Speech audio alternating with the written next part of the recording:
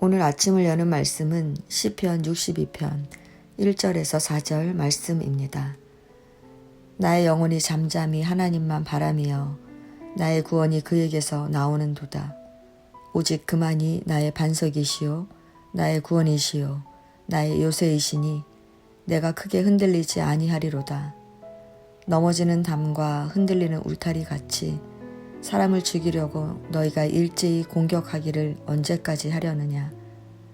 그들이 그를 그의 높은 자리에서 떨어뜨리기만 꾀하고 거짓을 즐겨하니 입으로는 축복이요 속으로는 저주로다. 아멘. 시편 62편은 다윗이 압살롬의 반역으로 인하여 요단 동편으로 도망갈 때 지은 시입니다. 이 시는 다윗이 인간으로서 견디기 어려운 배반을 맛보았을 뿐 아니라 목숨이 경각에 달린 위기 상황에서 지었기 때문에 비탄시로 분류되지만 궁극적으로 악인의 공격으로 인해 많은 위기를 경험하는 모든 시대 성도들에게 어려움 가운데서 어떻게 살아가야 하는지 소중한 교훈을 담고 있는 시이기도 합니다. 우리는 고난을 당할 때 고난 자체나 고난을 주는 사람에 집중하기 쉽습니다. 그러나 다윗은 고난에 집중하지 않고 하나님을 바라보았습니다. 1절 말씀을 보면 다윗은 고난에 처한 자신의 영혼을 향해 잠잠히 하나님만 바라며 라고 말합니다. 잠잠히란 고요함, 침묵이라는 뜻과 함께 휴식, 체념, 포기라는 뜻을 포함합니다.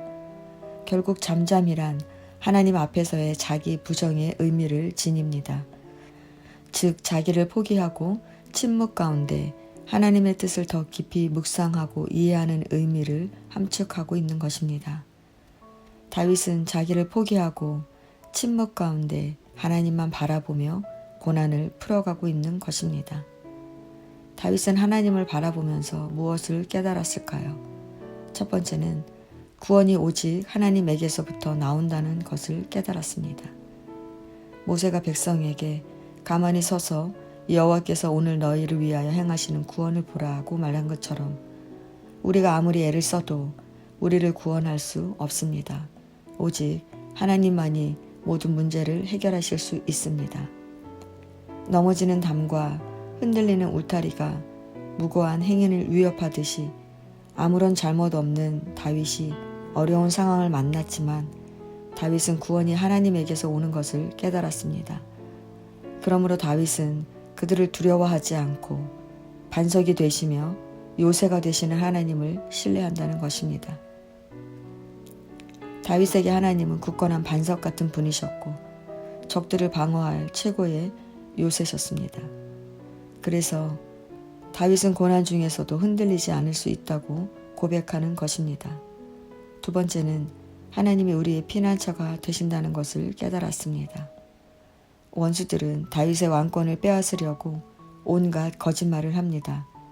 그들은 겉으로는 다윗을 위하는 척하면서 속으로는 그의 멸망을 꾀합니다.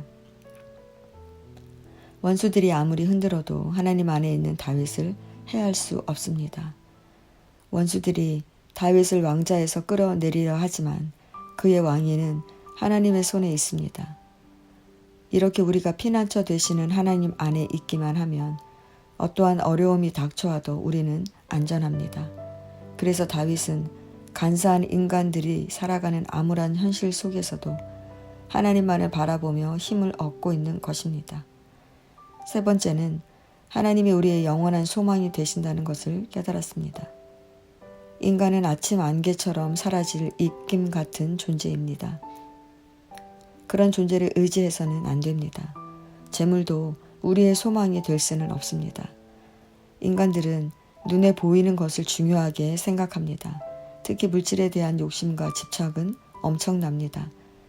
그래서 사람들이 재물을 얻으려고 약탈과 불법을 마다하지 않습니다.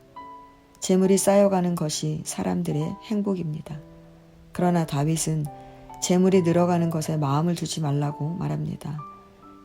왜냐하면 인생도 입김처럼 허무한 것인데 그보다 더 허무한 것이 재물이기 때문입니다.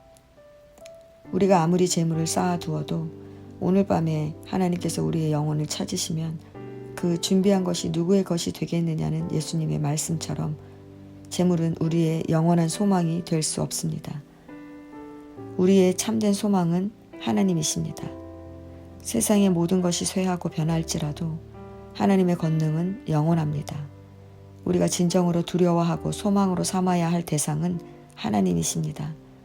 이렇게 다윗은 고난 중에 잠잠히 하나님을 바라봄으로 오직 하나님만이 구원해 주신다는 것을 깨닫게 되었습니다.